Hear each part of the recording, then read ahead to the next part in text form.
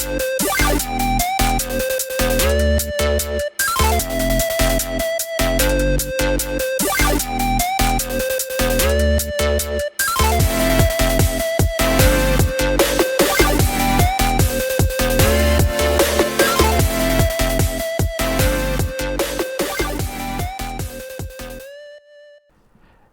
and welcome back to another episode of Spectre Approved, a video games podcast where two gamers play with their lightsabers.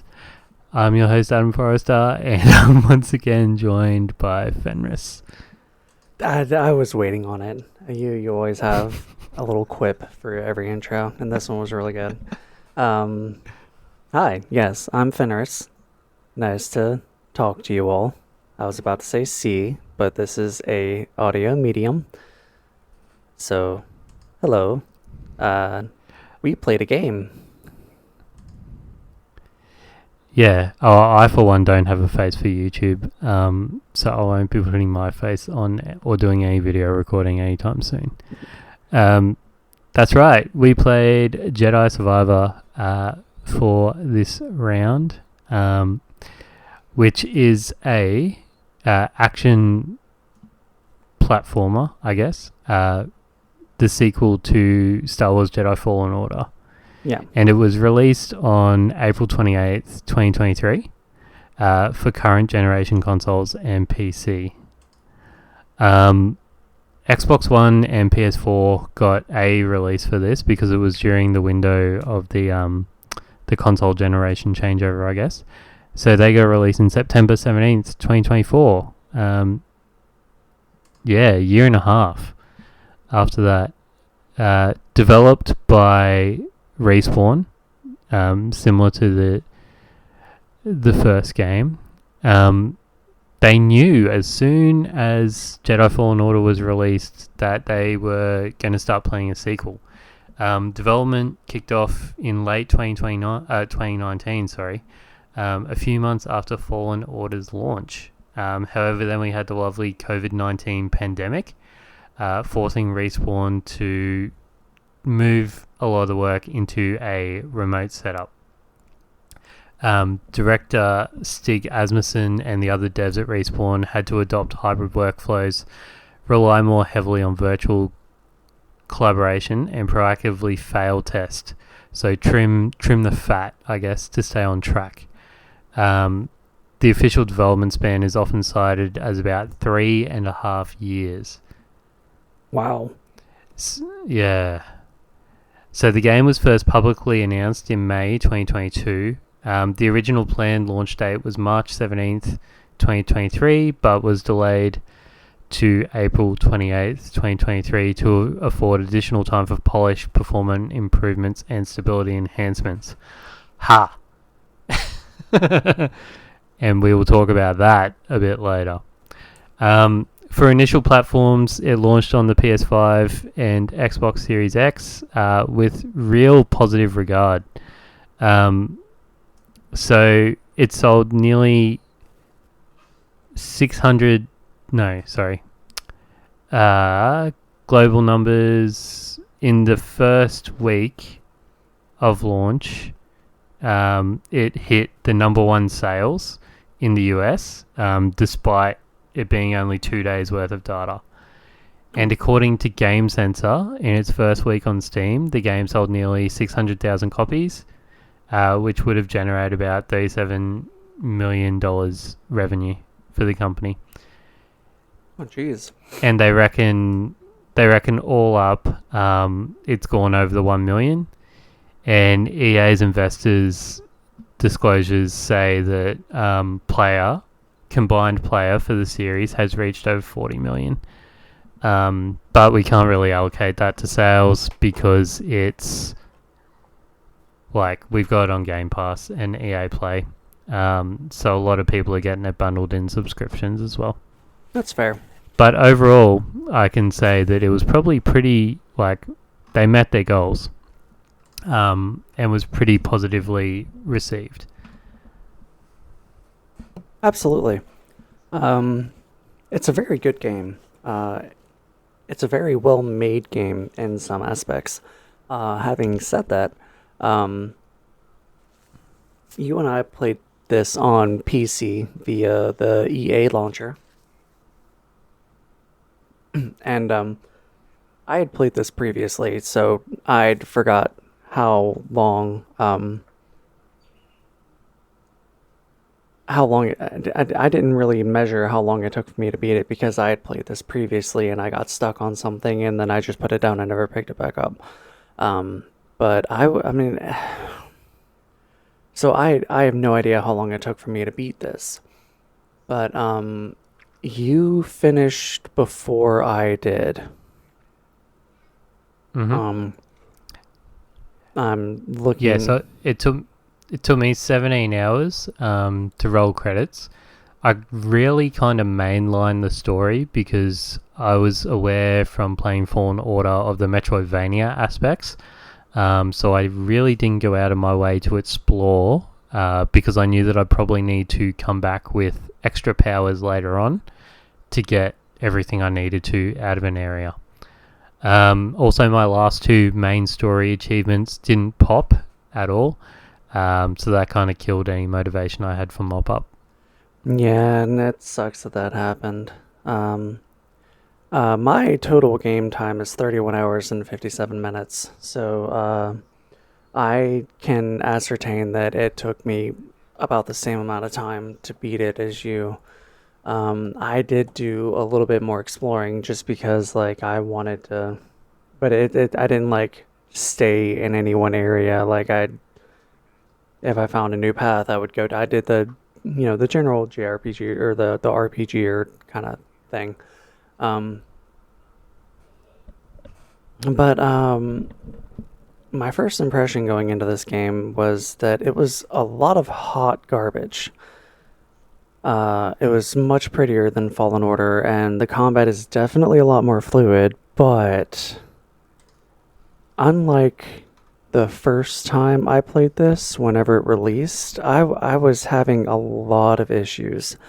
Um, Namely with performance, because I was trying to figure out what was wrong.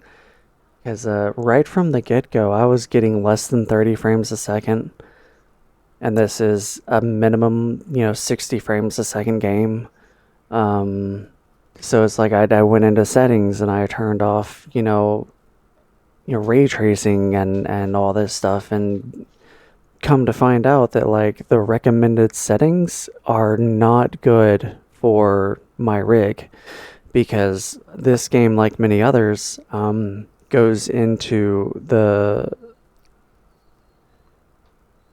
not settings, but it basically reads your PC as insofar as like your CPU and your GPU, and it kind of sets its own settings based off of what you have in your computer, and it recommends these settings. And the recommended settings for my computer was, ultra graphics and 4K because I have a 4K monitor, and because I've got a 4070, like, I should be able to run in 4K. But this game was telling me that it was not an option.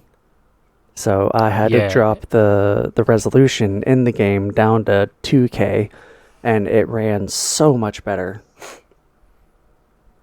I didn't have like the resolution thing because I'm only using an older monitor anyway, so I can only run 1080. But my benchmark scan also had me at ultra, but I just had to drop it down to medium because I just had so much frame dropping. Even with DLSS enhanced, I tried putting that on the first instance, and it was still like buggy. I was like not able to platform properly because I was glitching out whenever I needed to jump. And I consulted our wonderful community over on Infinite Backlog, and they said, yeah, don't play this on PC if you can avoid it. Because this game's, I gotta say from the outset, this game's 128 gig. So this game has the room to meet everything it needs to meet because its install size is massive.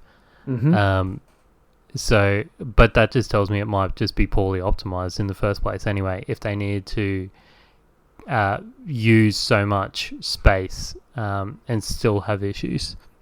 See, and that's something But I don't understand, is that when I first played the game, like, it ran smoothly and beautifully, and I didn't have any issues like I did.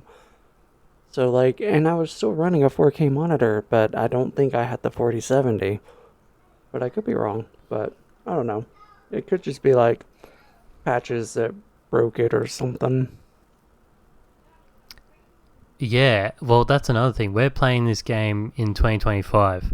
So it's not like we're playing it on release when these issues would and should, well, not should be, but generally do occur.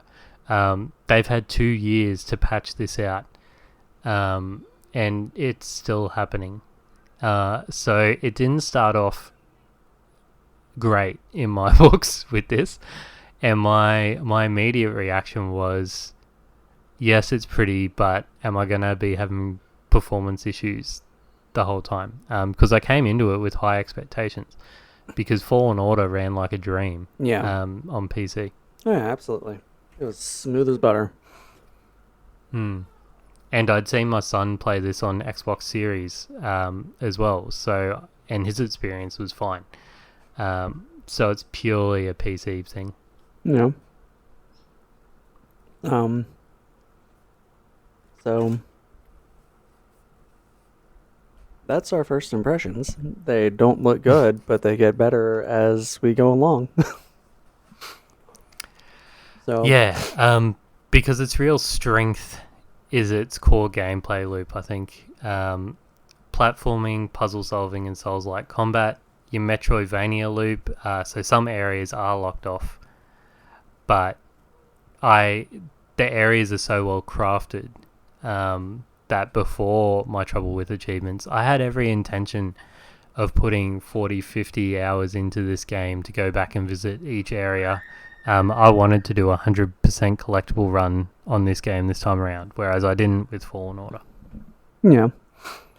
And the cool thing about the Metroidvania aspect of it is that with the hollow map that you have, you know, if you first go to a place that you don't have access to, it'll show up as like red coded on the map saying that no, you cannot go here. But then once you get the ability or the force power or whatever it is that you need, the area turns. It's either yellow or green. I don't remember. It might be yellow to indicate that you can now go through it.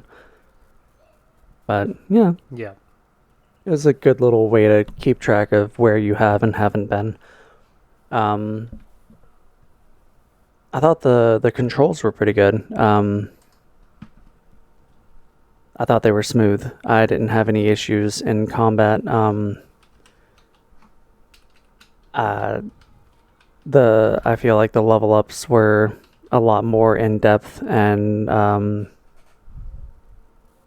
the perk tree, they added more to the perk trees in the sense of stances, because in Fallen Order you only had what was it, single and double, but I don't remember the perk tree. The perk, like, you couldn't, I don't believe you could fill your perk tree in one playthrough with the current amount of abilities in this game. There were a lot. And also your force use was a lot more varied, even though Cal's coming into it at the start at least a Jedi Knight level. So it's not like Metroid, where in the first one where he's been cut off from the force. Cal comes in as powerful, at least at a Jedi Knight level, and he still gets more from there. Yeah.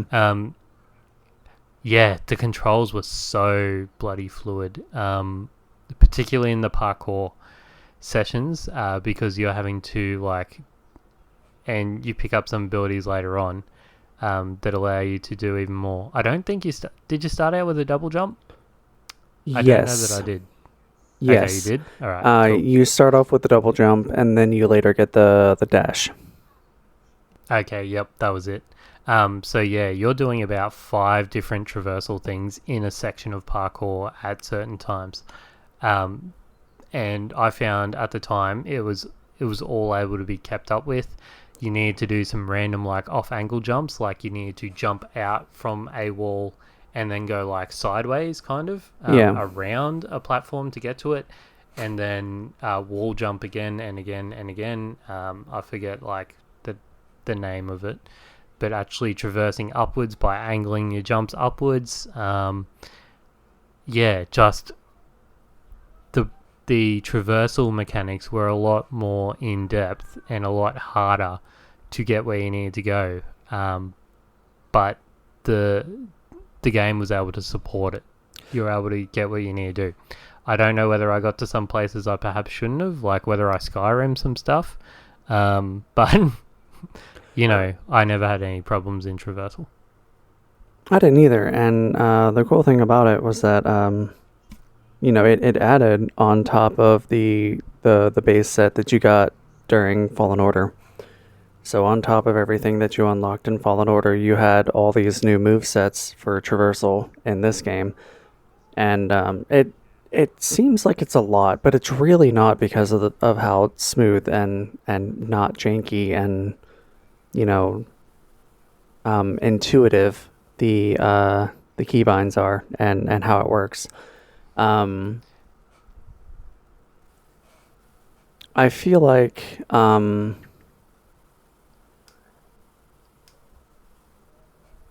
the exploration was a lot more. I feel like this game was a lot bigger because I think you had,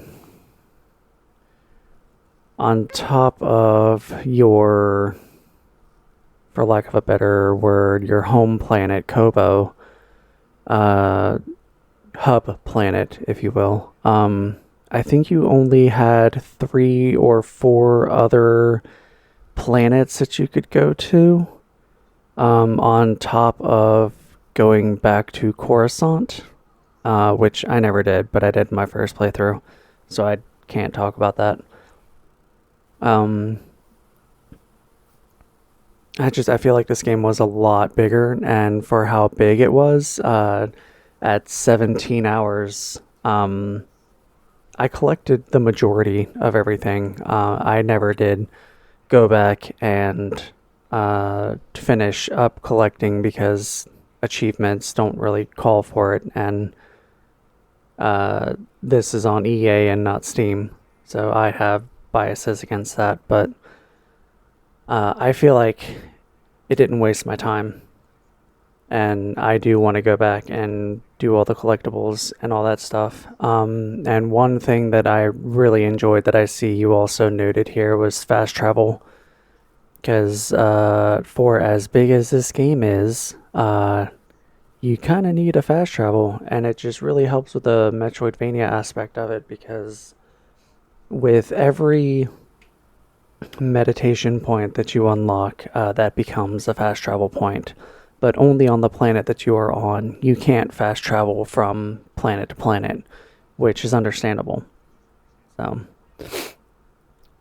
And I feel like it definitely needed a fast travel system this time around, because of the breadth of things you could do within one planet. Because similar to the last game, but they expanded a lot more. You had all your exotic monsters to kill.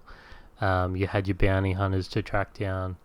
You had people to recruit in the tavern in Kobold, and each of those people had their own different things. You could pick up seeds for your garden, which I only found out very late into the picture, thanks to you telling me what actually collected seeds, Fenris. You could get fish for your aquarium, a la Mass Effect, and yeah, all sorts of things. yeah, and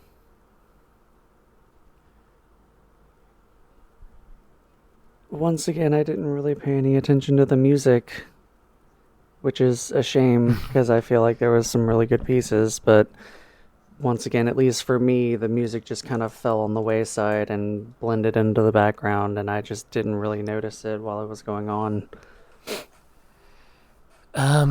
Yeah, music.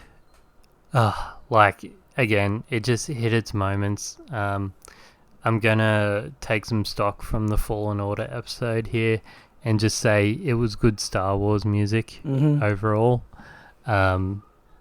Nothing like it was all good, so I don't really have something that kind of stood out to me per se. Yeah. And then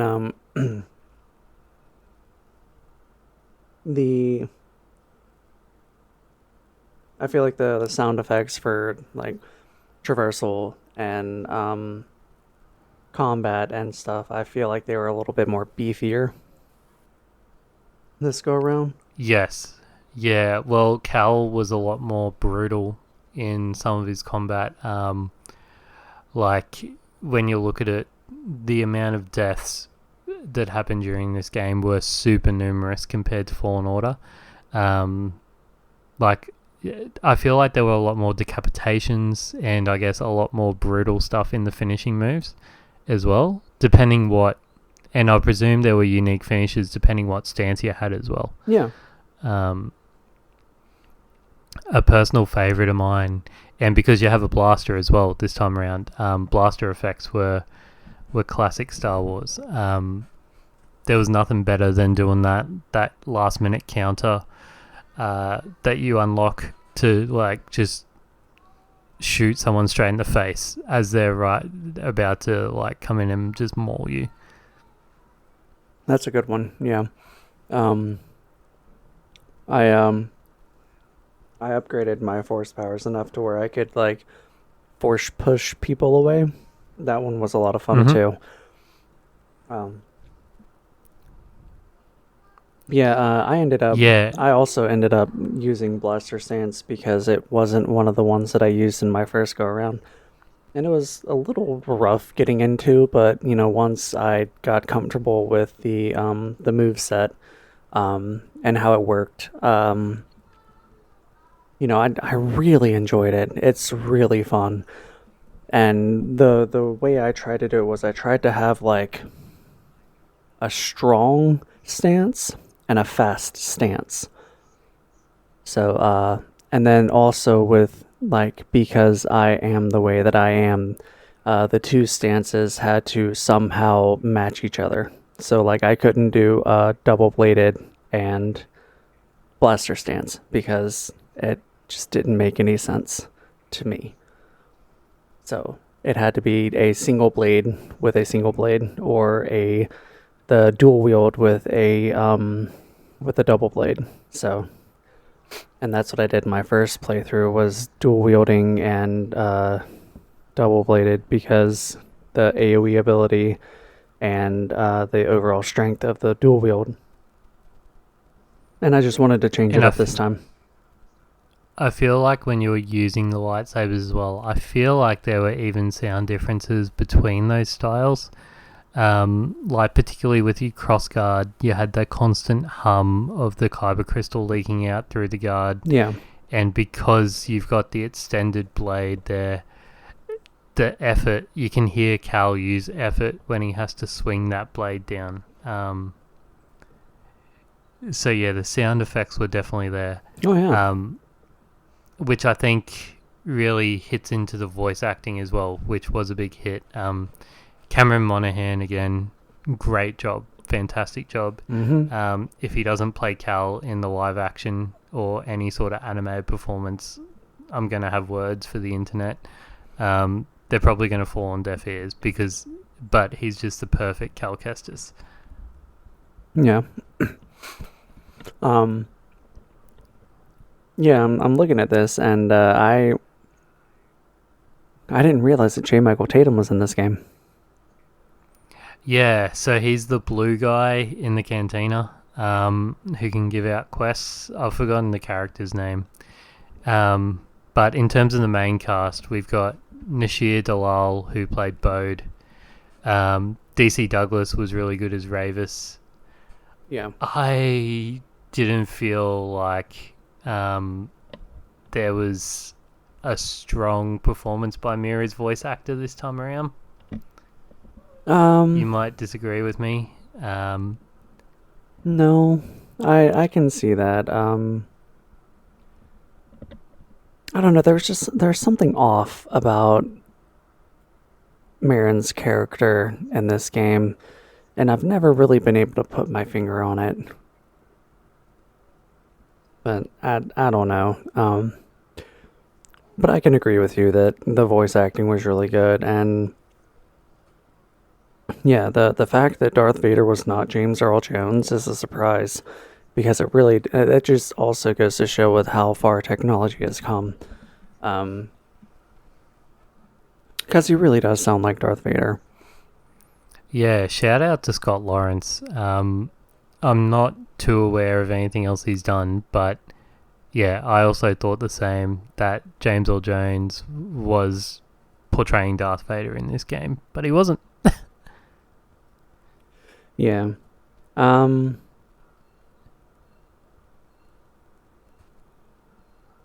lost my. I had a point. There I was were a going few to other make. There were a few other voice cameos that I heard in like the cantina that sounded familiar, but I didn't do any research into who they are. The lady that gave out the bounty hunter quests sounded really familiar, but I'm guessing like they would have got big names for the voice acting community in this game.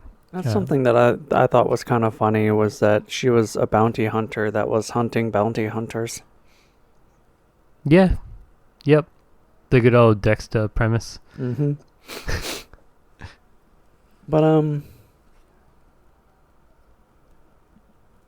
gonna touch back on performance real quick. I had a really weird thing that kept happening, and it was annoying because when you go to open a game on the PC, you double click the icon, or you hit play in the launcher, and so every time I would do that, like a good 30 seconds to a minute later, another game would pop up. So I would have two instances of Survivor running at the same time. And I have no clue why. And it was annoying, but like, I guess. Yeah, that is really weird. I also had problems with the EA launcher in general, because I'm guessing it's because I get mine through Xbox Game Pass Ultimate. I get access to EA Play. So I have to open the Xbox app on my computer and then go to the game and then go open in EA Play. And then it goes into EA. Because if I just double click on the icon of the game, it doesn't get into it. If I double click on the icon of EA, I have to log in with the username and password every time, even if I've got it saved, and it only goes to games I've actually purchased from the store itself, not games linked to Game Pass. So I've got a real convoluted way I have to access games. Buddy, I am so sorry. You had it far worse than I did. Forget I ever said anything. I also had a couple of instances of where to open, but it was only once or twice. Yeah, oh God. Yeah. That I honestly feel like I probably would have quit playing if I had to keep that up. Not even the Ubisoft launcher does that for me. So I'm hoping it's a while before we have to play another EA game. Well, that's the last game that I have on EA. Oh, lucky. Because I've still got all of Dragon Age and all of Mass Effect on there to go. Oh, shit. Hold on. Because Origin Launcher doesn't exist anymore, I don't think. No, Origin Launcher does not exist anymore. I forgot about the Dragon Age games. But yeah, I've got Origins on Steam, I have 2 on EA, and I have Inquisition on Steam, and I have Veilguard on EA. No, Steam, sorry. Yeah, so, but I mean, I never had any issues with those. So I hope that is a trend that continues. Because if it fucks with my Dragon Age, I'm gonna be pissed. But anyway, let's move on to the story of this game. The basic spoiler-free chemist premise is that Cal is continuing his fight against the Empire while struggling to survive, protect his allies, and uncover secrets that could change the fate of the galaxy. And I really liked the opening of this game, I guess. Opens on Coruscant. And Cal's got a whole new team. Set 5 years after Fallen Order, I believe. So Cal looks a lot older, and he's got a whole new team. Yeah. And I'm like, cool. I like where this is going. And it's in the prologue chapter, so I don't really think it's a spoiler. But they all die by the end of the prologue, which leads Cal to seek out the rest of his old team. And we've also got a new friend as well, Bode. And jumping back to gameplay just quickly, because it's something new, you pair up with a secondary character quite a lot in this game, and they can actually assist you in combat as well, which I found really cool. Yeah. I didn't forget that was a thing. I just didn't think to say anything. So yeah. Anyway, I feel like this new cast of characters, or new character rather, I feel like he was done really well. There's a thing that happens at the end of the game that I'll not say for spoilers, but the way this character was written really kind of, you caught on pretty well, pretty early. Yeah, I'm going to respectfully disagree that he was well written, because it kind of telecasts what happens at the end of the game really early, to me anyway. I don't know why I picked it up. See, I think you picked it up because of similarities to other characters in the universe. But that doesn't necessarily mean that what happens would have happened. But I don't know. I didn't think Bode was well written overall. By the time you hear his backstory, I thought that was really well written. Yeah. And how he came to be with Cal. And his overall contribution to the universe brings some great things to the game. I don't know, if you've watched a 2000s or 90s action movie, you can see it coming. See, and that's the thing. On my first playthrough, I didn't. So it was a bit of a surprise for me because I guess I wasn't paying attention. But after I watched a video on this, like, it really kind of it shouts what goes on, and it just made me think, it's like, oh wow, like, yeah, all this stuff happened and I missed all of it. So yeah. But yeah, Marin is Marin, and Seer is Seer, and I actually really like Seer's new character design. I did too. It suited her really well. I did too. They fixed the bug eyes from number 1. Yeah. And just her style this time was really cool. And it was super cool meeting Cordova in person. Yeah. I remember, because I messaged you first thing. I'm like, oh my god, we met Cordova. Mm-hmm. Yeah. That is something that I also did not see coming. Because it's never really stated in the first game whether he is alive or dead. You're talking to him via BD1, a la a hollow projection. So that just kind of makes it feel like he's dead, and he's leaving Yeah. you a quest essentially to follow in his footsteps and find all the things that went on in the first game. So it made it feel like he was dead when he actually wasn't. Yep. Yeah, I 100% thought he was dead um, with that. But as Star Wars likes to do, it likes to just remove characters from its universe and then when they're still alive and potentially not bring them back. But yeah, I really liked like Cordova just fit. His relationship with BD was really cute as well. Still, Yeah. because like yeah, he was his droid, but he did like the Obi-Wan thing, I guess, of passing BD like to Cal, Mm-hmm. like Obi-Wan does with R2D2 to Luke, Yeah. even though he, even though R2D2 was attached to Anakin, but they didn't know that at the time of Episode 4.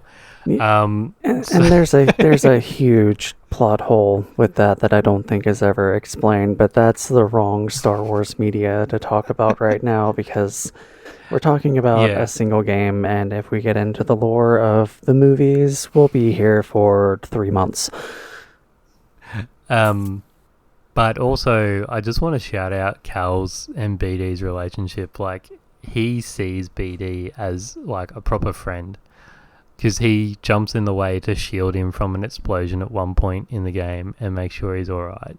Yeah, because like I don't think Cal could. Well, mechanically speaking, Cal definitely couldn't make it without BD because BD just has too many things that he does to help Cal out.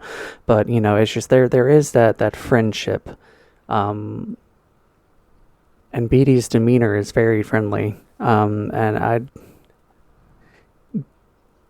outside of a few droids that technically aren't canon anymore, BD is probably my favorite droid in Star Wars lore, and I know that all the BB-8 stands are gonna come for me for that, but No, whatever. yeah, He sucks. My favorite droid's HTA-47, so whatever. yeah, that's one of my favorites. And then Revan's droid, I can't remember. I think it was T8. I can't remember the number for Revan's droid, but I think it was T8. But anyway, speaking of droids and stuff, I have a quote that has to do with the friendship between Cal and the BD1. And it was the most memorable line that I could remember. And I was having issues with the platforming section on Jeddah. And because I was just mismatching my jumps or something. And one time Cal's like, oh, let's try that again, BD. And whenever I finally made it, he was like, oh, well, I knew we would make it eventually.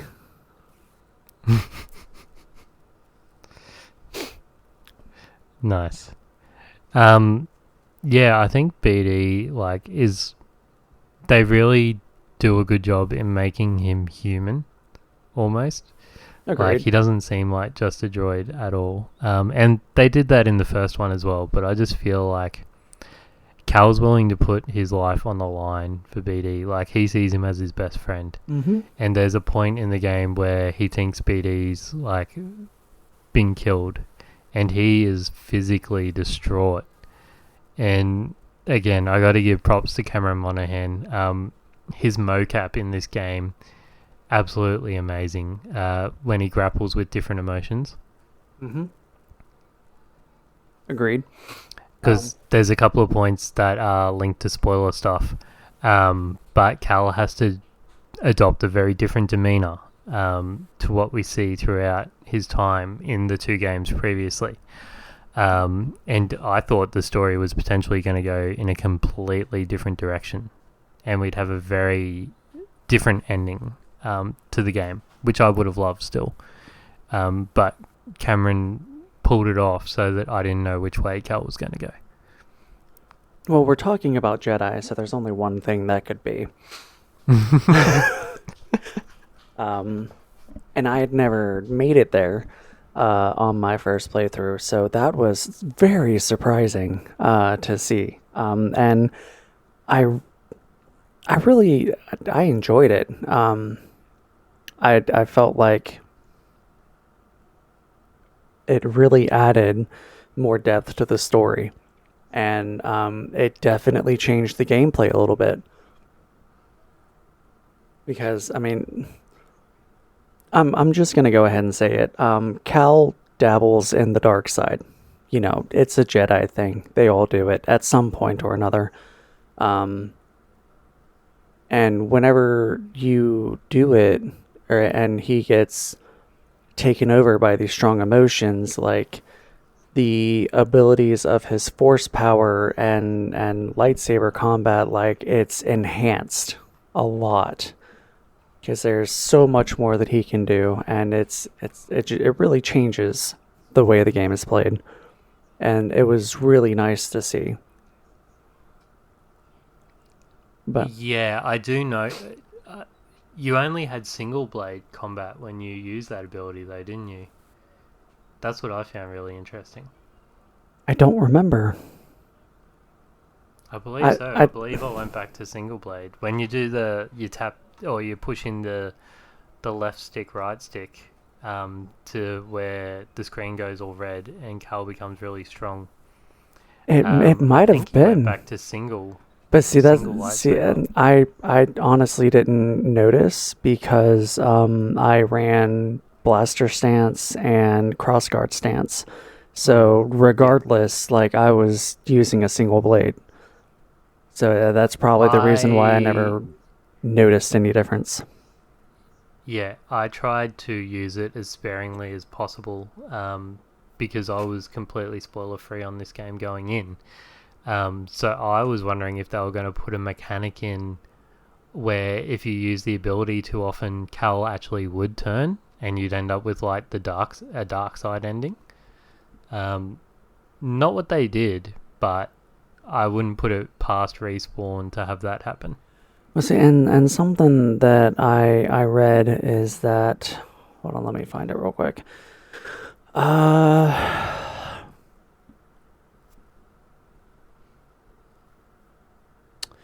uh,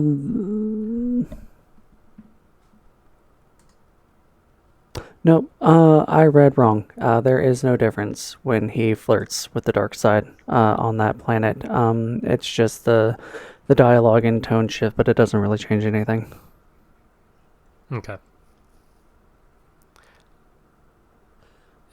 But speaking of the planets, though, um, each of them, again, different environments, different biomes, generalist RPG or thing that we do with space games.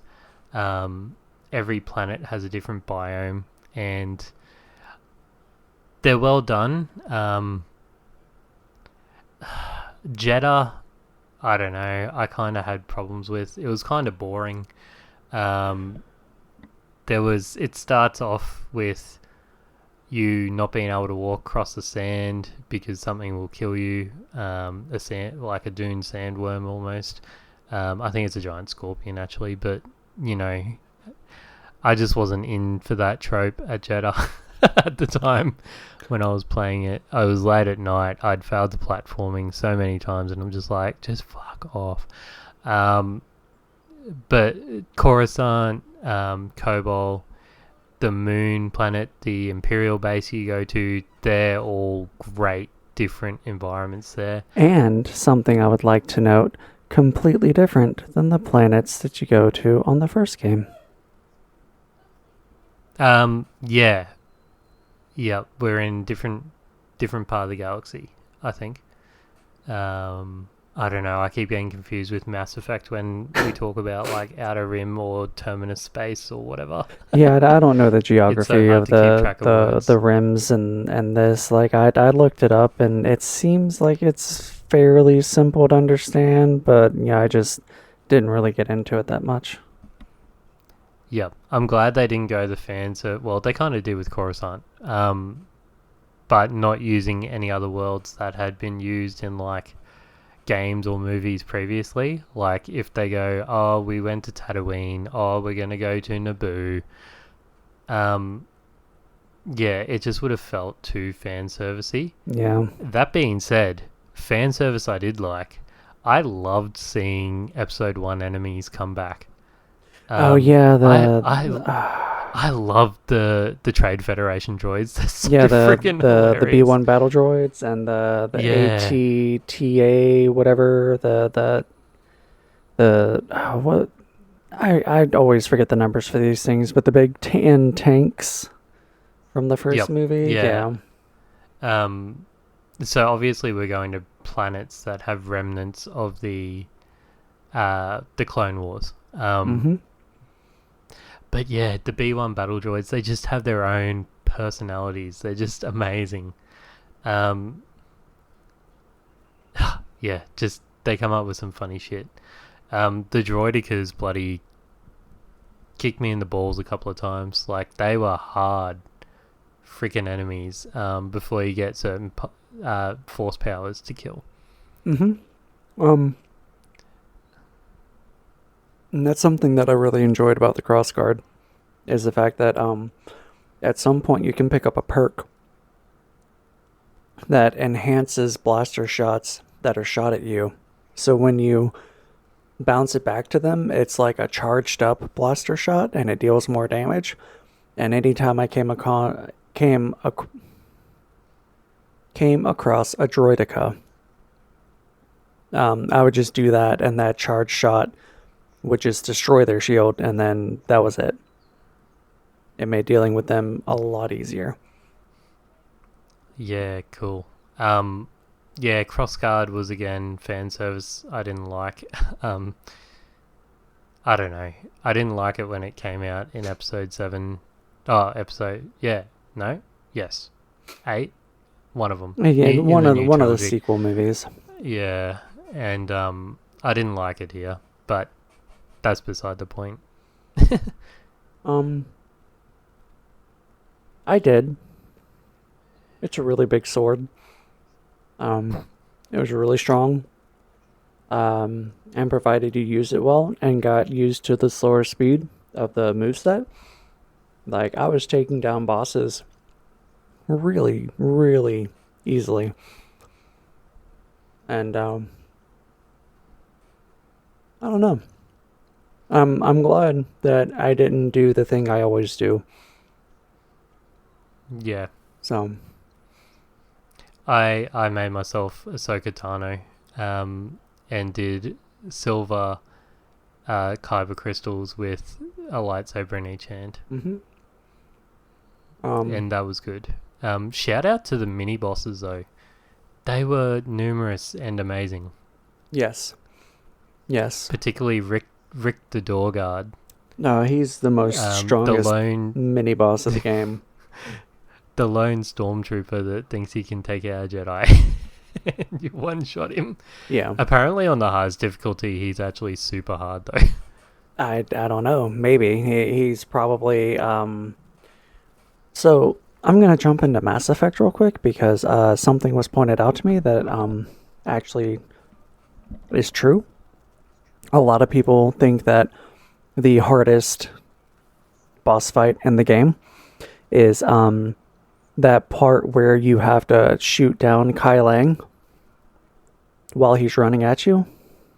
And that's not it. I think it's at the end of the second or third game where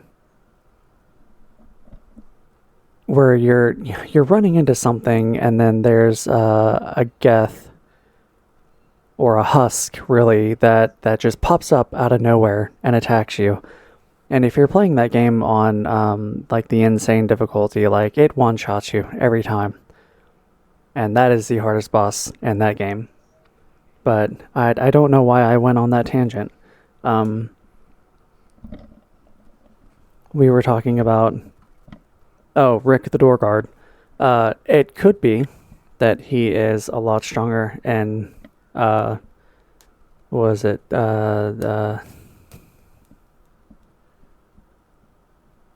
Grandmaster Jedi difficulty. But I didn't want to play that. I played this game on story mode because why not? There's no difficulty achievements. Yeah. I started out at Jedi Knight and then dropped it down because there's a steep difficulty curve. Probably first time you have to go Jedi. And I was just getting too frustrated, and I'm like, nope, dropping it down the story because, again, there's no difficulty. There's no difficulty achievements, and here at Spectre Approved, we're all for people enjoying games no matter what. Yeah. Use mods, drop your difficulty down to the easiest, whatever helps you have the best time in a game. We're not difficulty snobs here. No.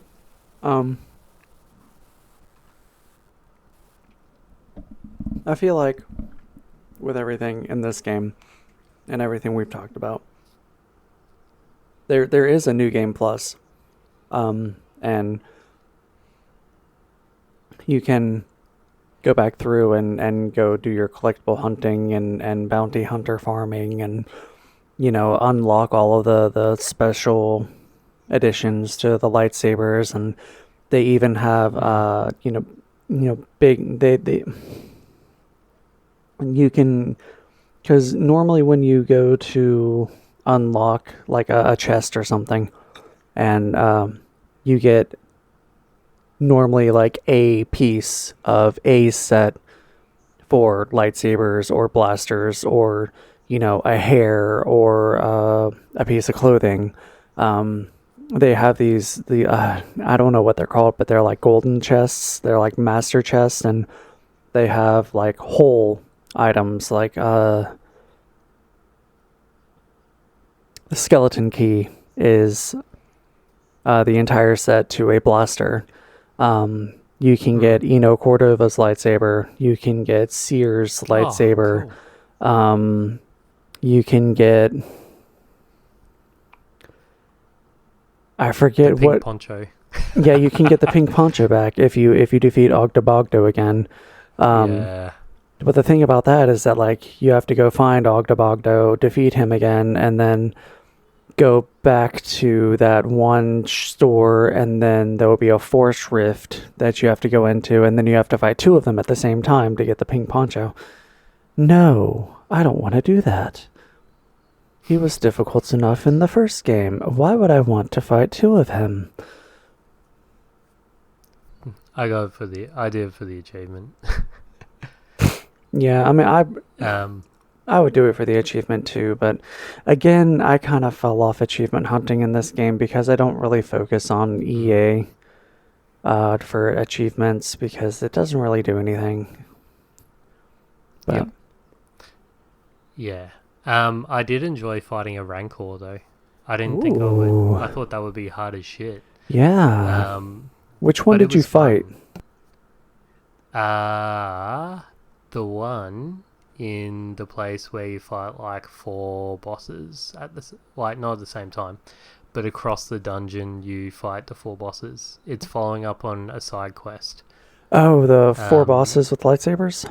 The brothers and sisters or whatever? Yeah, okay. So that one surprised me because it was hidden back in the shadows and I didn't see it.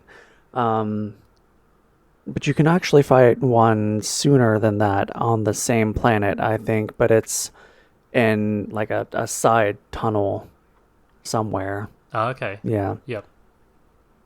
But yeah. You can just stumble across a Rancor. Oh, yeah, yeah. I did it the first time and I screamed. Because I was like, holy shit. And then I spent hours trying to beat it because I was stupid and didn't want to drop the difficulty. Yep. Very generous parry window. Again, we played on story, so it's going to be generous, but like attacks that I think that you probably shouldn't have been able to block, Cal was able to block, which I enjoyed. Yeah, and this being a Souls-like game, it gives you a lot of movement to get out of the way or just halt incoming damage. Because as you said, like your normal parry is like, I think it was like LB or RB or something. I don't know. It was like a bumper button, or uh, uh, or B on the Xbox controller. I But for blaster stance, if you had that, one of your parry attacks was just, to shoot them Han Solo style and knock them back. That was a different iteration of that. There was the force dodge, where if you held B during melee attacks, you would just dodge everything. If you were in dual wield stance and you pressed Y, yeah, I use that a lot. Yeah. you would go into like a trance mode where you would just automatically dodge things. That took me so long to like break a habit out of, because I was so used to going XXY in every other stance to go light, light, heavy. Yeah. And then in the dual wield stance, it was like light, light, and then parry. And I'm like, what the hell am I doing? Yeah. And then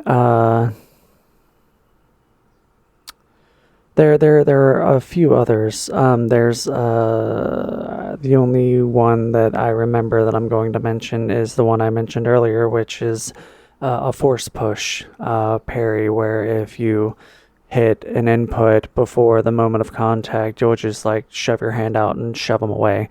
And where I'm going with this tangent is the fact that they give you so much kit to deal with that I feel like some of these options are forgotten. Yeah.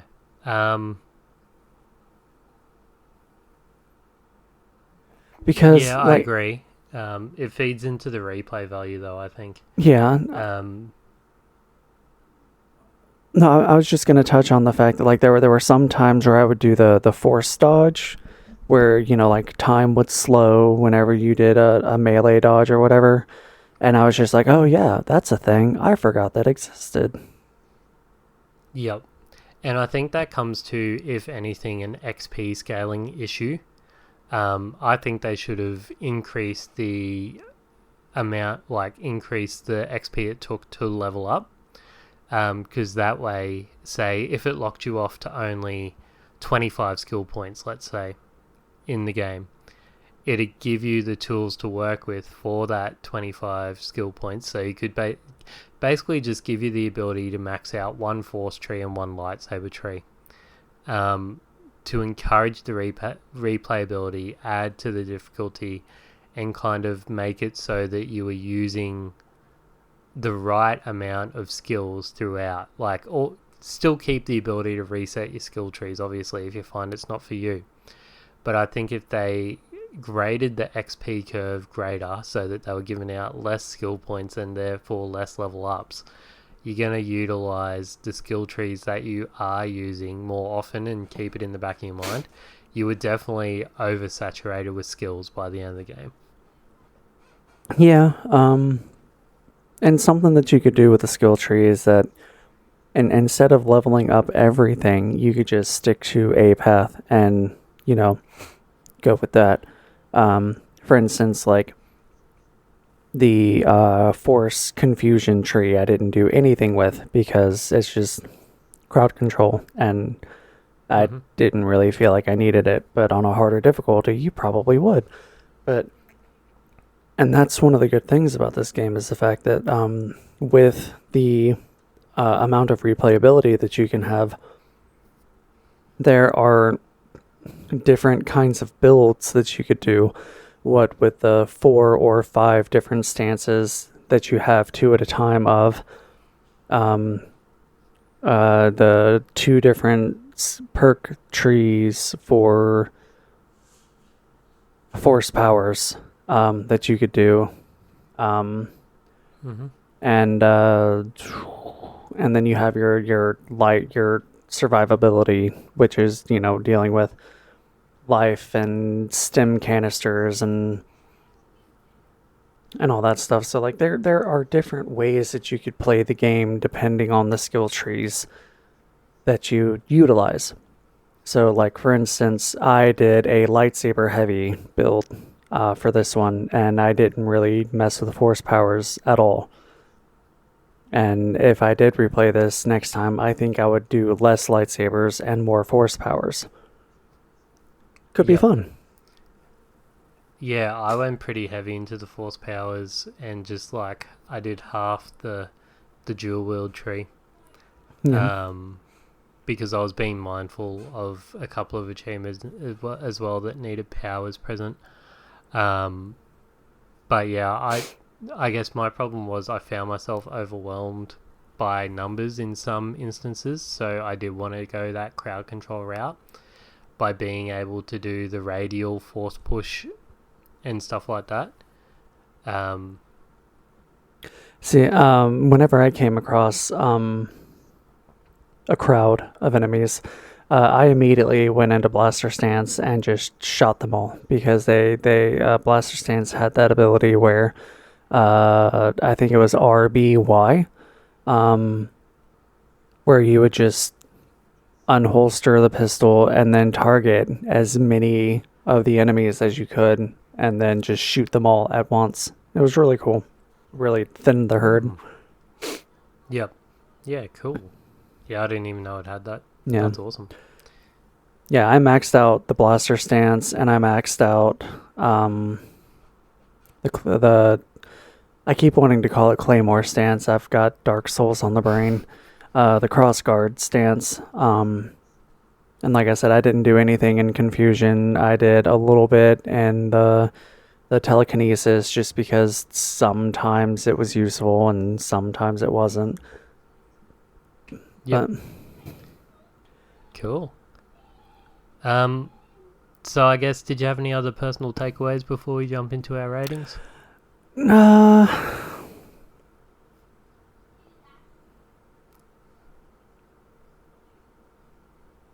No, not really. The only frustration that really sticks out to me wasn't even in this playthrough, and that was insert spoiler here. So let's jump into ratings. I had a lot of fun for this second playthrough. I actually finished it this time, and where I stopped the game and ended it on my first playthrough, I thought was at the very end, and it was not. So this is gonna get a hard fun for me. And awesome. And again, like I said, in the last Jedi game, if you're a fan of Star Wars, if you like Souls-like games, if you like puzzles, it's for you. Yeah. Personally, thank you for picking this series, Fenris, because after my experience, which I talked about in Fallen Order, of falling off it, I probably never would have revisited the series in the podcast if it weren't for the podcast. And I'm super glad I did. This time was really fun for me. And I'm looking forward to a third game, without spoiling anything, because they've already announced that it'll be a trilogy.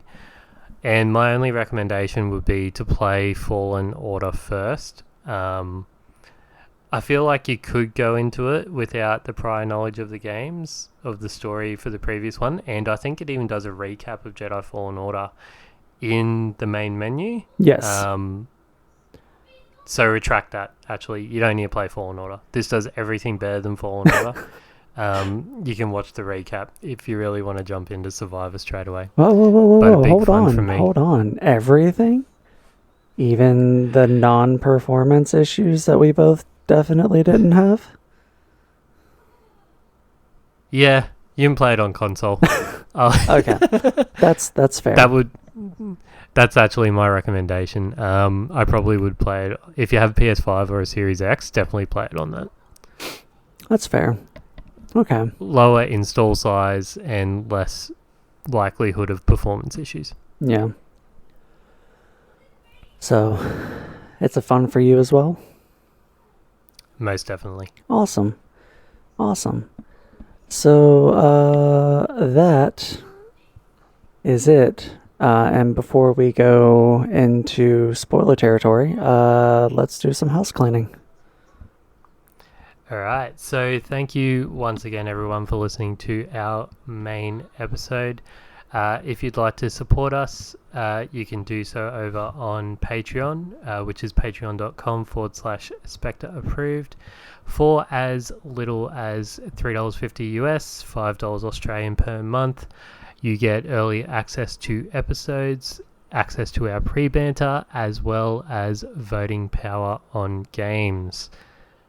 Or you can head on over to our Discord, which is where all the cool people in the Steam Machine Podcast Network hang out, over at bit.ly/TSMP Discord, all caps. I do need a shout out to two new people that have joined in the last couple of days. They're both graphic designers. So Eloise and Sajiri have both joined recently. Shout out to them. I'm going to put their links in our show notes here or episode description. They're very, very talented artists. Go and check them out. I'm going to have to hit them up. I've got some projects that I need tending to. But speaking of Discord, we are led by the very wonderful person, Dalton Suter, aka Now the Nightmare. If you enjoy the music at the intro and outro of our episodes, you can find all of that over on his Bandcamp. That is nowthenightmare.bandcamp.com. You can also jump over to YouTube, where he is Dalton Suter, and chuck him a follow. Listen to his stuff. He is an amazing artist, and he really puts his heart and soul into the music that he makes. And for me, you can find me everywhere. I am Fenris Wolfsbane. That is on Discord, Steam, Epic, EA, GOG, Final Fantasy XIV, on Gilgamesh. So come say hi. Yep, and I am on Discord under Adam. My socials are mainly for the show, Spectre approved, on Blue Sky, X, Instagram, and Infinite Backlog, where you can also go to leave correspondence every 2 weeks about the games that we're talking about. We didn't have any correspondence this fortnight, which was quite surprising, because I thought it'd be quite contentious. We'd hear some good points and bad points, but we didn't have anything.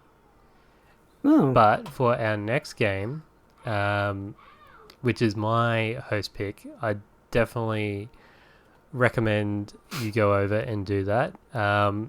Yeah, I nearly said The Last of Us. Thanks for that, as you were typing that. I'm choosing The Last of Us Part 1, the remake of the 2013 PS3 game. Yes. Yeah, wow. It's that old. And there's been so many iterations. Yeah, and yeah, I've been playing it, and I have notes, but you're gonna have to wait 2 weeks for me to share that. Yeah, most definitely.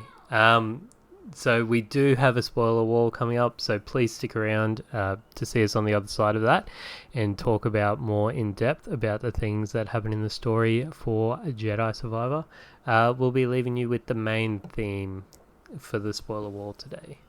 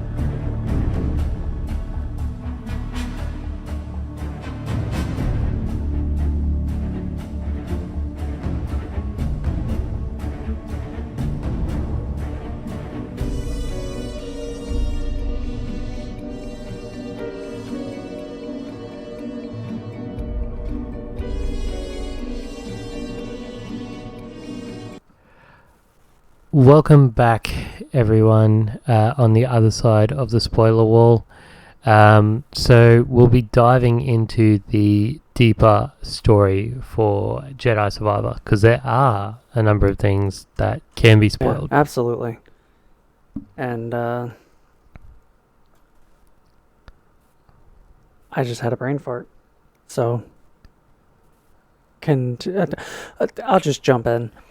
The game takes place 5 years after Fallen Order, and you rejoin Cal with BD-1 on the Mantis, or not on the Mantis, but on Coruscant, where he is arrested. So beautiful start to the game because you have no idea what's going on. You just know that he's there looking for something. And come to find out, it's all a ruse. He is arrested intentionally, letting himself be so to get closer to Senator Daho, who stole classified information from Saw Gerrera. And so the early mission is to infiltrate Coruscant. Oh, no, he didn't steal the information. The mission is to steal information from this senator to help out with Saw Gerrera's guerrilla warfare. And the mission goes sideways because the Ninth Sister intervenes, kills a bunch of people, and nearly wipes out Cal's new team. And only Cal and a newly introduced mercenary named Bodhikuna escape.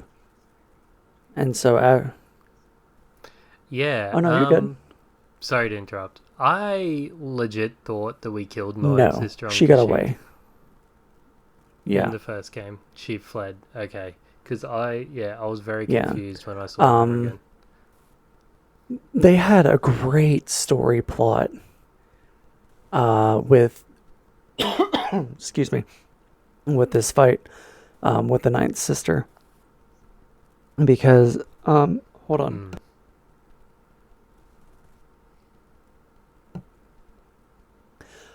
Because while you're fighting her, and they just kind of jump in with both feet on how more attuned to the Force Cal is, because he is picking her apart, and not necessarily in battle, but in her mind, by attacking who she is as who she was, and trying to make her see the error of her ways, and that, she can still be redeemed. And I mean, long story short, she doesn't fall for it like Sith are gonna do, and he ends up killing her. But it really sets the tone for who Cal has grown into as my canon and everyone else's non-canon, a gray Jedi. But yeah, most definitely. I think he's still also feeling a lot of guilt that he wasn't able to save Seven Sister from the first game. Probably not.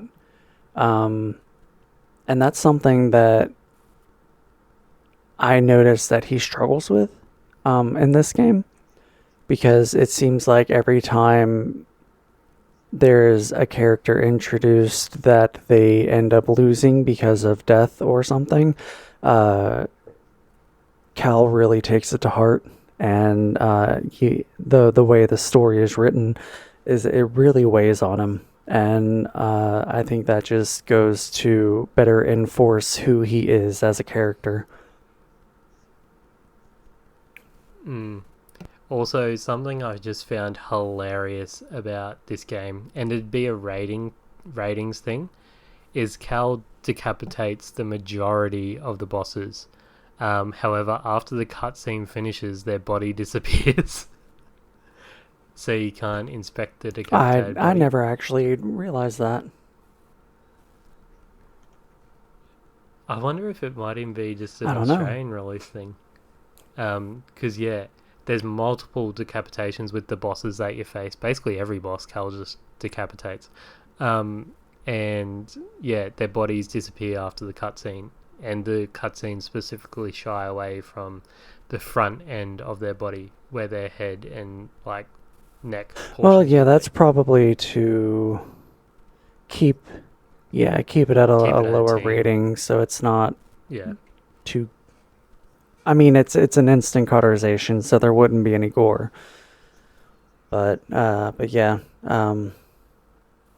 yeah. Anyway, after Cal and Bodakuna escape, they have a really cool instance on the escape from Coruscant where you're flying in this tunnel, and I thought that was a lot of fun. But the Mantis is damaged, and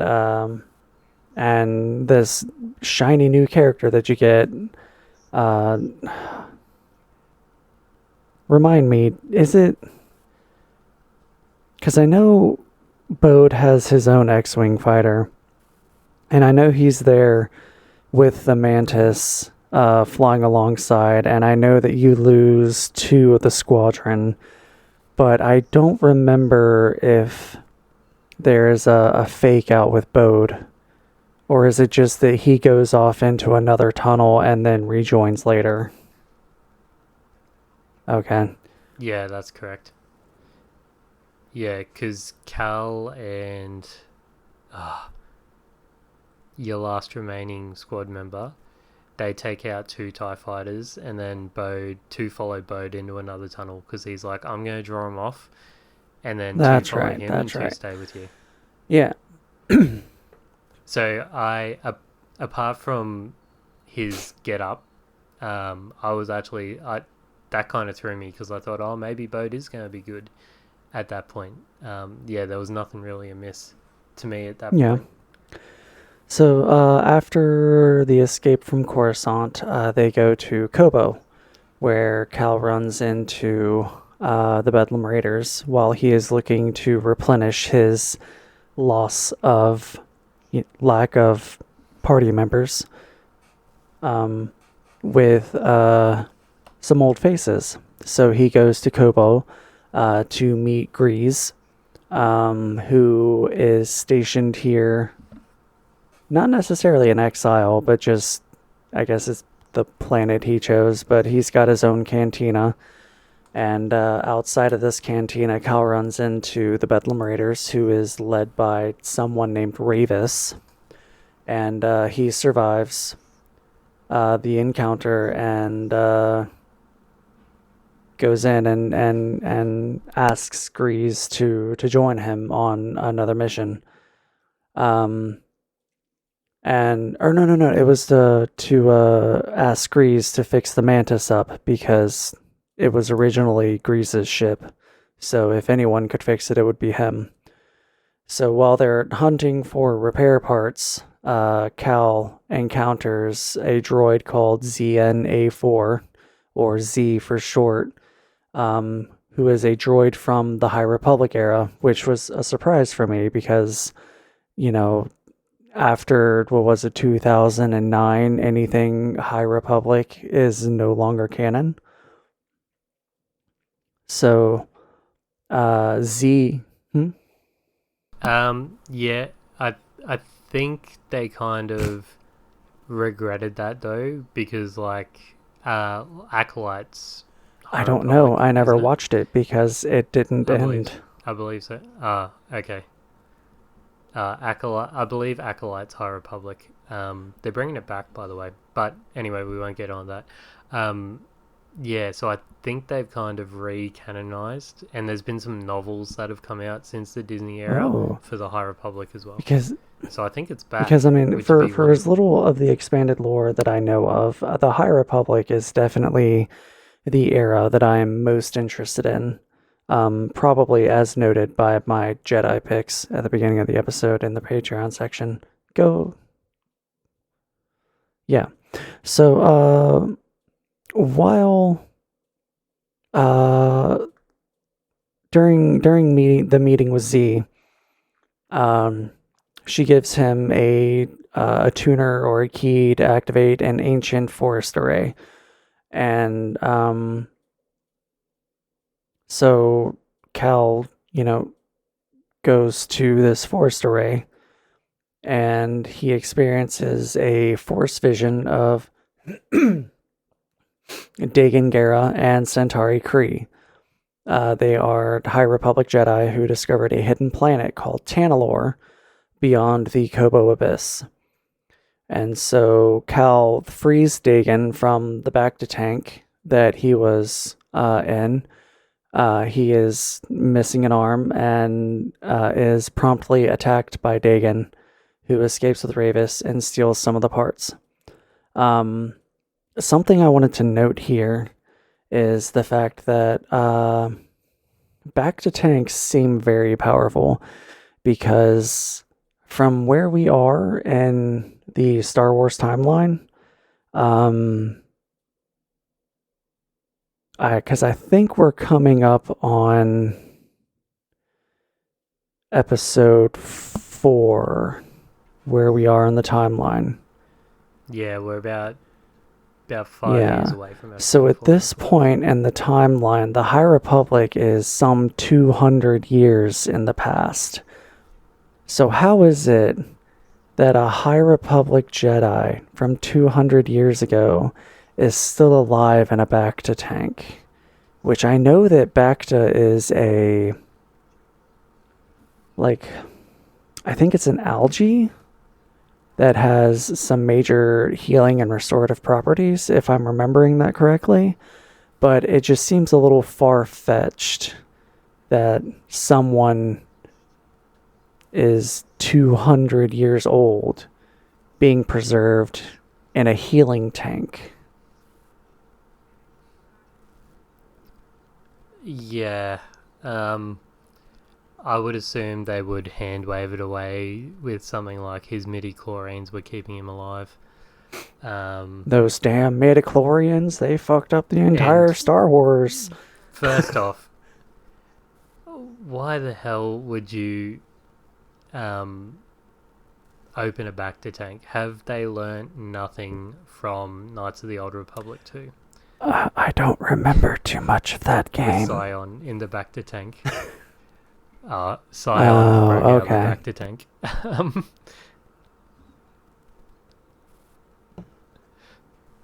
Yeah, don't let... Or Alien, any horror movie, do not let things out of tanks.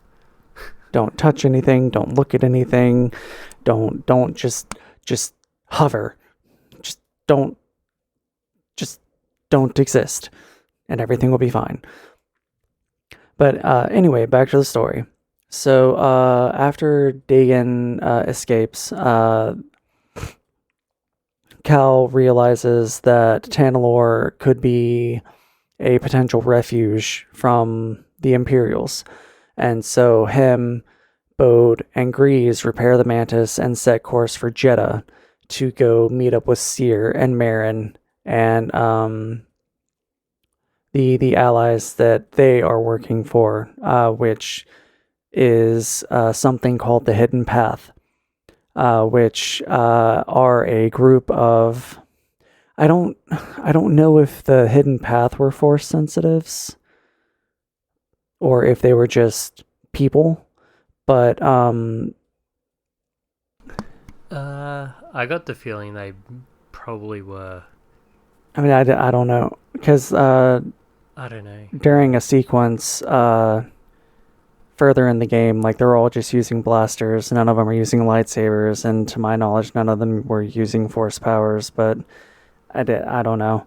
But in any case, They might have been force sensitive. That's a fair point. But on Jeddah, reuniting with Seer and learning of the hidden path, we also meet someone who, as earlier discussed, we thought was dead, Eno Cordova. So, which is a really big surprise, but he reveals the lore of the High Republic, saying that Tanalorr was settled and had a Jedi temple, and Centauri Kree made a special compasses to guide for safe passages through the Kobo Abyss, because it is discovered that that place basically disintegrates anything that goes through it. And the Republic leader abandoned Tanalorr after an assault by Nile. Oh, I didn't know that. Yeah, I'd never heard of that species. Well, so I don't Nile really know Raiders, Nile spelled Nihil. It could be like the followers of Nihilus. Because Nihilus was he was High Republic. Or maybe he was Old Republic. I don't remember. There are so many eras in Star Wars. Anyway, the compasses were mostly destroyed or scattered, and to get to Tanalorr safely, Cal and everyone else must find the remaining compasses. So this is where we learn of Bode's motivation, where he wants refuge for his daughter Kata. And Marin mentions that she believes Tanalorr could be a safe home for the hidden path. And Cal, being Cal, man of the people, is drawn to both the promise and the mystery. So here on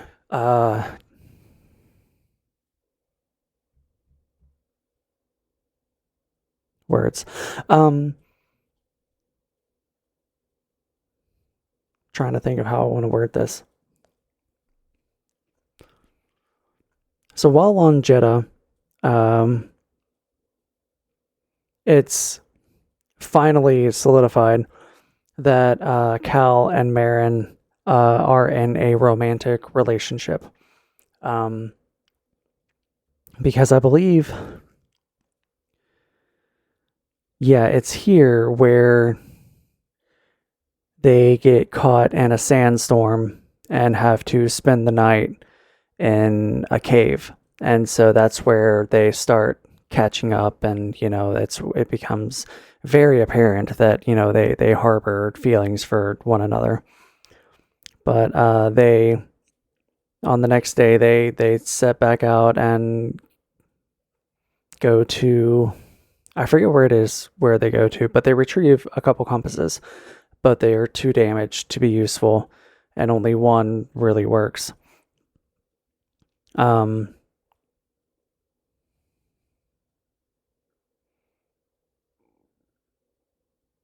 I think I might have are my notes wrong? Because my notes are going into the murder of Cordova and Seer and Darth Vader. I feel like I'm... Yeah. No, because we jump back, because initially we just meet Seer. And then they have to get the compass, which is where you pick up all Marin's powers. Yeah, because you have to go to the... Oh, that's right. Yeah, my notes are all wrong. So from memory, you have to go to this temple to rescue someone from the hidden path who has something. It's like a list of names. He's good. Yeah, the list of That's all it. The hidden path. Yeah, so you have to go and rescue him with Marin at this temple on Jeddah. And so you don't, because after you meet him and he hands you the list the room. Yeah, He gets crushed the by a room that rock. you're in starts to collapse because the Imperials are using some high tech machinery to do a lot of digging and destruct everything. Um, so yeah, that is the second instance, I believe, of Cal losing someone that he feels he could have saved. But Marin is there to kind of walk him back and be like, there's nothing you could have done. And he died doing what he wanted, which was, you know, saving people and, you know, making sure that his death wasn't in vain by giving you the list of the Hidden Path members. So, because my notes are missing stuff, what happens next?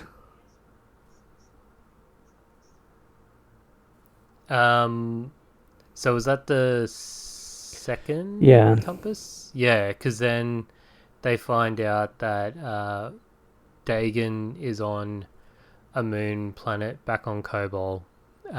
So you go back there because he's got the third compass, and Yeah. because the other two are broken. So you eventually fight your way. Ravis is there, not Dagon, and Dagon flees. You fight and kill Ravis and fight Dagon a second time. Sorry, yeah, Dagon is there. There's 3 fights with him before recovering a compass that Cordova may repair. The Empire attacks Jeddah, and Bode murders Cordova and steals the compass.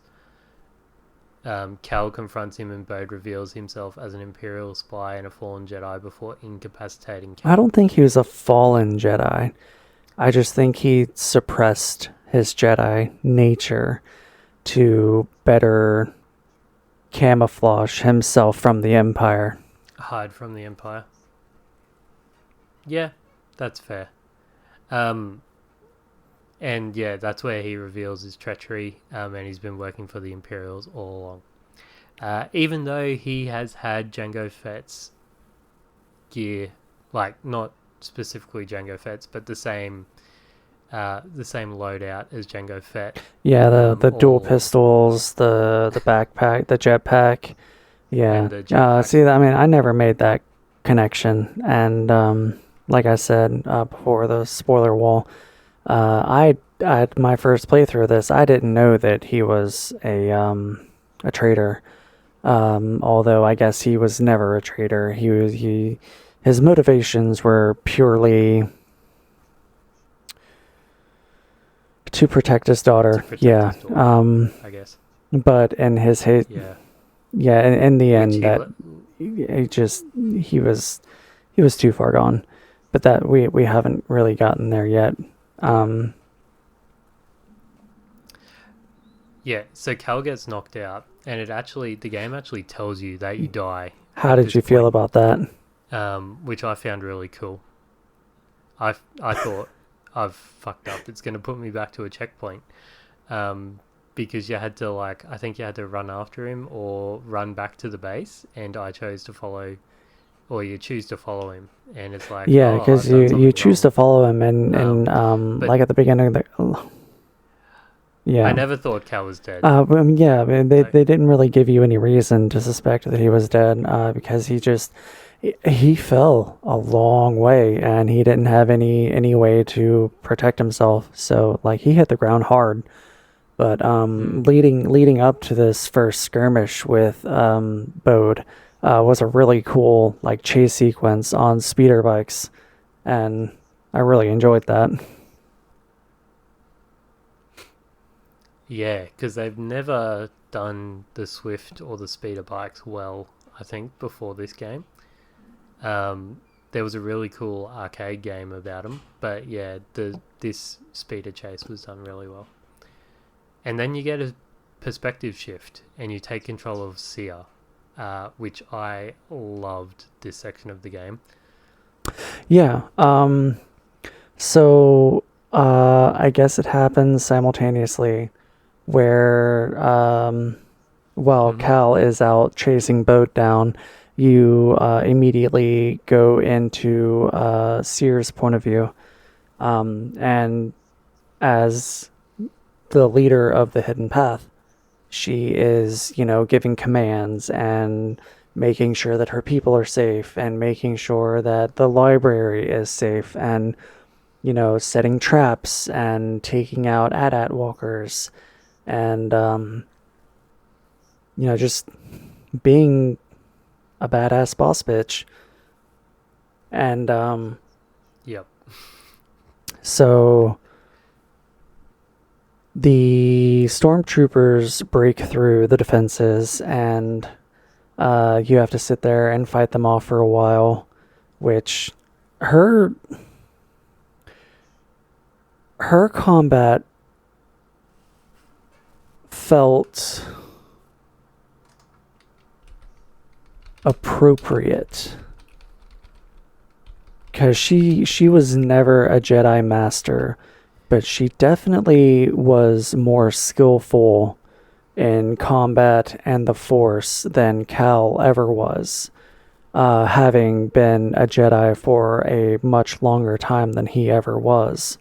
So, and I think it really shows in how they handled the development of her combat sequences, because it felt faster and stronger and just stronger in general.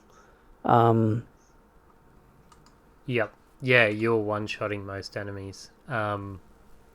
So, because I looked it up because I wanted to double check, they were pretty, the developers were all over it. So, because a lightsaber forms Ataru, which is acrobatic, speed, and strong, and lunges with a single blade.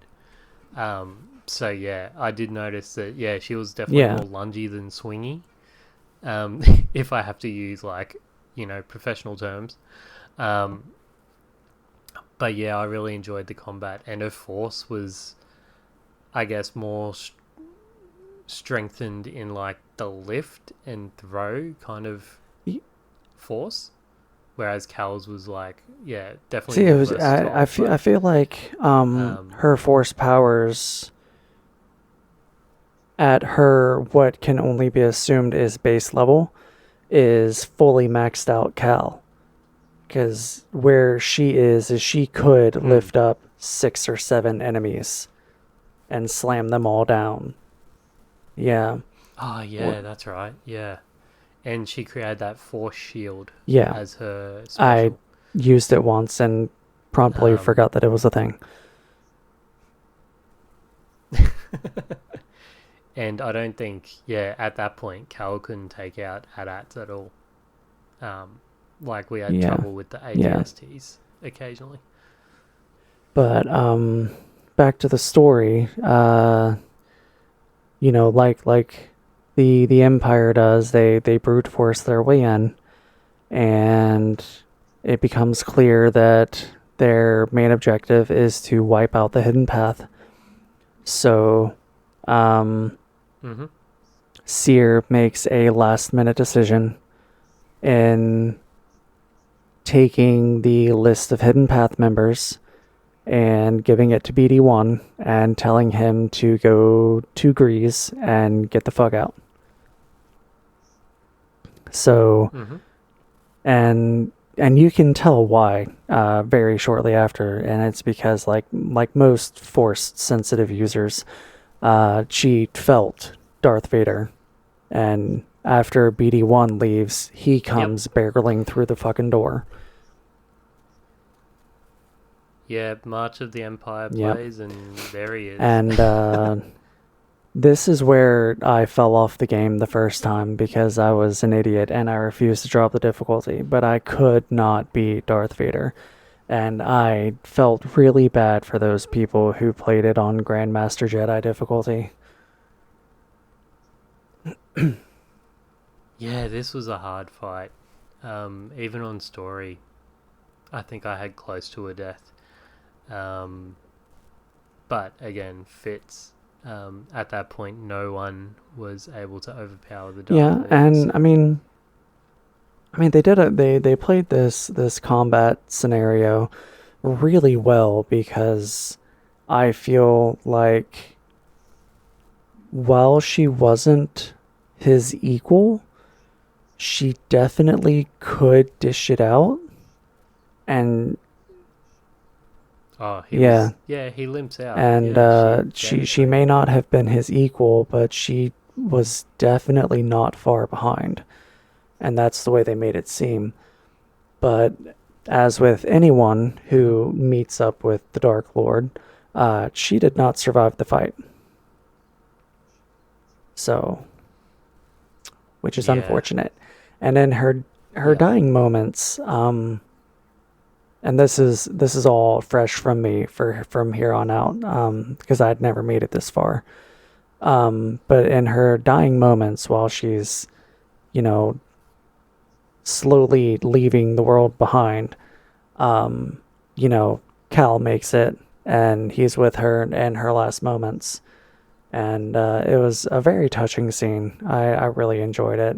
Um, Cal breaks down, and I think it's Marin that pulls him back. No, this is a bit of. No, Cal's Okay, purely by himself with this bit. Yeah, because he walks out to the ship and Grace is like, "Oh, are you okay?" And then he lets him know, and then Grace goes over and that's has it. his Yeah, little moment. But yeah, this was a very emotional scene, very well played out. And then um, they notice that. Oh no, sorry, they leave Jeddah. I think they yeah, go back to Kobol, and then they notice that Bode has left yeah. a tracker running um, to lure them out, obviously. But Cal's just so filled with rage. He goes out to Nova Garon, which is the Imperial Yeah. Security Bureau's base, which are like Mm-hmm. the spy base. And but something to note, um, before they do that, they bring,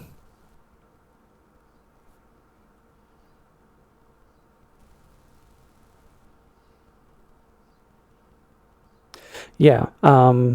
Sorry, I had to remember, pull out of my memory what happened, but they bring the bodies of Cordova and Sir Gunda with them before they do this, which kind of doesn't make any sense Mm. because of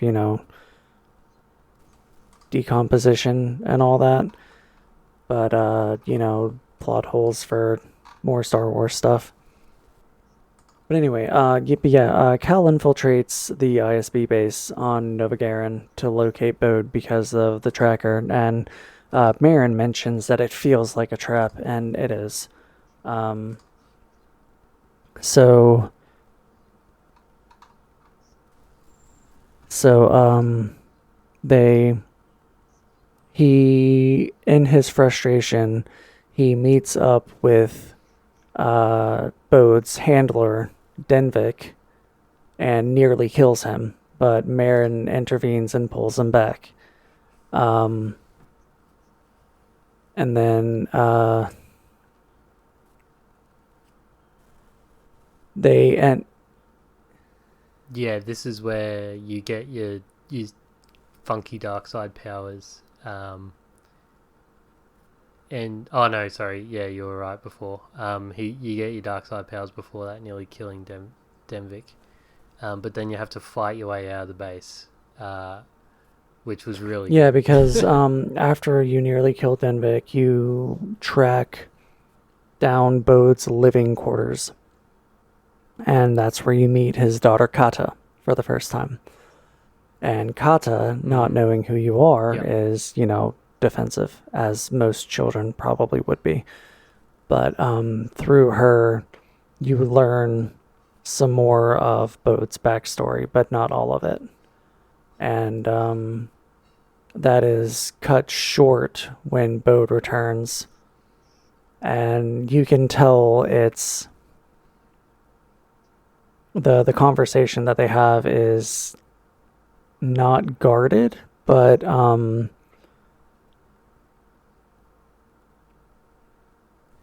It is tense It's because you have Cal very who intense. wants to bring in Bode for the betrayal by his supposed best friend, and you have Bode who, in front of his daughter, and that's something that I thought was really well done, is because, like, Cal never made Bode look bad in front of his daughter, and I thought that was really well done. But Yeah. eventually the talking comes to a close, and Bode and Kata leave, and Bode sends all of the Imperial base, searching for Cal by saying, "He's in my room, go arrest him." And then that's where you come across the first instance of your Dark Force powers, because Cal just goes fucking crazy. And he gets a stat boost. So. Yep. Yeah, and you go fight your way through a mountain of droids and stormtroopers. And I think, is it here? You recover a recording that's left by Centauri, where you learn that the arrays on Kobol can be used to open an alternative path I don't through remember. the Kobol abyss. Because I also, in my Yeah. notes, say using a recorder from Centauri, you learn that there's an alternate method to reach Tanalorr, but I did not write down where you find it. That's okay. And regardless, you go back to Kobo, and Z opens the abyss. You go through and you end up at Tanalorr, which is just like a paradise. Tanalorr was beautiful. Like, even though I was running in 1080p only, it looked amazing. Hey, screenshot heaven. Absolutely. So whenever you go to Tanalorr, you're just walking through this path. There's no collectibles or anything because you're purely in the end game now. And you come across the temple that was built on there, and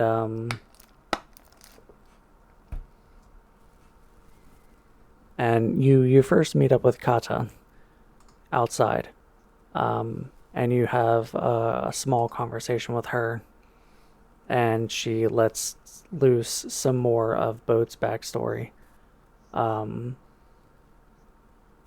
then through a very sweet encounter, she doesn't want to walk back to where her father is because it's dark, and this is where you get the first sense that Cal and Marin would make good parents, because Marin is the first to act, and she does her little force switch magic and lights the way for Kata to see, so she's not scared. And it was a little touching moment. But they go back into the temple and meet up with Bode, and that's where the rest of his backstory is unveiled. And come to find out, he was a former Jedi, and after the fall of the Jedi for Order 66, he was on the run, and he met this woman who changed his life and became the mother to their daughter. And to prevent anything bad from happening to his new family, he struck a deal with the ISB to be a spy. And this all happened during the Clone Wars, so he's been under their thumb for quite some time. And now he is doing whatever he can to keep his daughter safe. And it has blinded him because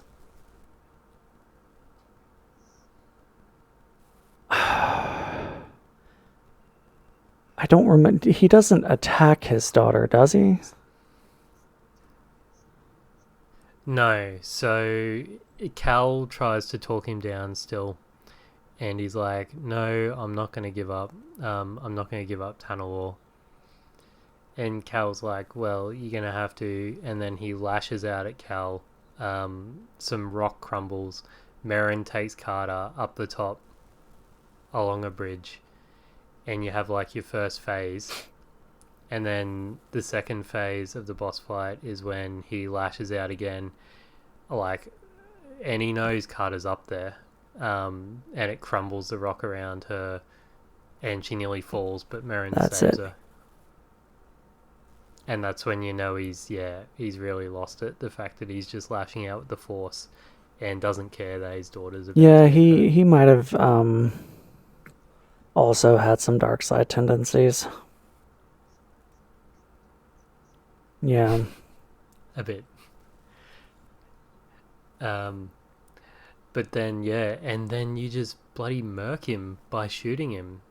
Yeah. Straight through the chest. And Carter sees all this. But it's then later revealed that, like, even as a child of like 6, 7, 8, 9 years old, however old she is, she's a very young child.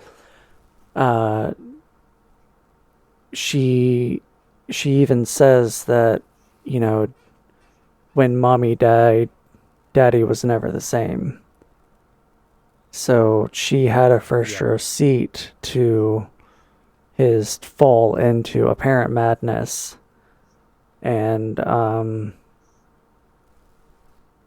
but that's where the story pretty much ends. They commit to raising Kata and plan to make Tanalor a safe haven for the hidden path and anyone who is running from the Empire. And the story closes with Seer's Force Spirit speaking to Cal, urging him to guide Kata in the darkness ahead. Yeah, that's what I just wanted to touch on, because that gives me heavy vibes for the sequel. And her potentially becoming the villain. I mean, she is a child. She just lost her second parent. We don't know yet if she is a Force sensitive or not. But, Yep. I kind of... This is pseudo spoilers for the next game, but Cal is not in the sequel trilogy, and this is the only media that he's in. And while the fandom and Cameron Monaghan are pushing for him to be, canonized, I feel like his story is going to end on Tanalor, and he'll live out the rest of his days there, because of how difficult it is to get to this place. It just makes sense that that's where he's going to end up for the rest of his life. And yeah, I agree also. And while I was just going to say, he's either going to die or he's going to live out the rest of his days on Tanalor. I feel like those are the only two options to keep him out of canon. Yep. And I feel like there might be a resurgence of the Nile, because I was doing some scrolling as you were talking, and they're a pretty prominent force in like the High Republic comics. But they're just like a bunch of raiders essentially. They're not related to Darth Nihilus at all. Oh yeah, which would have absolutely. been an awesome connection. Because I quite like Nihilus as a character. He's not nowhere near fleshed out enough in KOTOR 2. But yeah, I reckon we'll see a resurgence of them, along with the classic Sith enemies. We still have a lot of Inquisitors to go through, and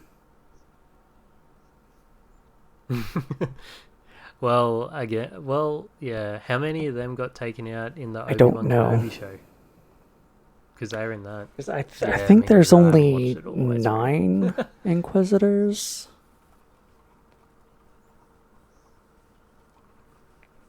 they've got a lot of room for a third game. So hopefully it's in development. Because we haven't heard any news in the last 2 years. So. Let's see.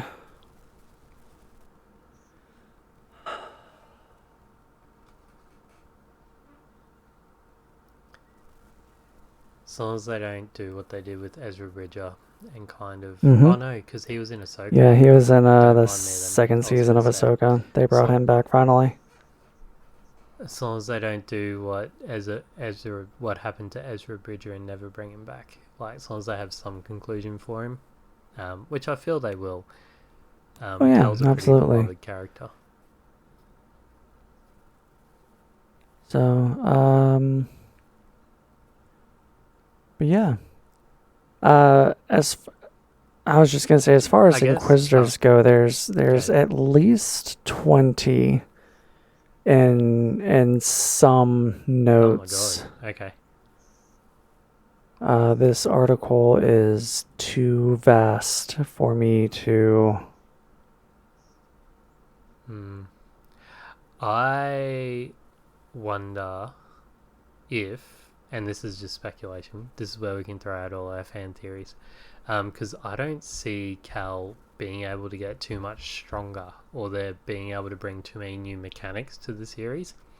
So I wonder if they'll do, and spoiler for really old games, the Jedi Knight series, I wonder if they'll do what they did in Jedi Knight 1 and 2, where, I've forgotten the name of the protagonist from them, Kyle Katarn was the protagonist, and then number 3 they bring in a new protagonist and Kyle is there in like a mentor role.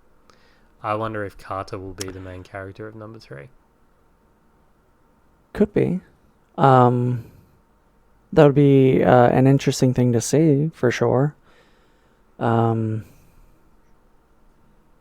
just don't know what they would sell in terms of new game mechanics per se, because Cal's already pretty much powered up as he can be. Yeah. I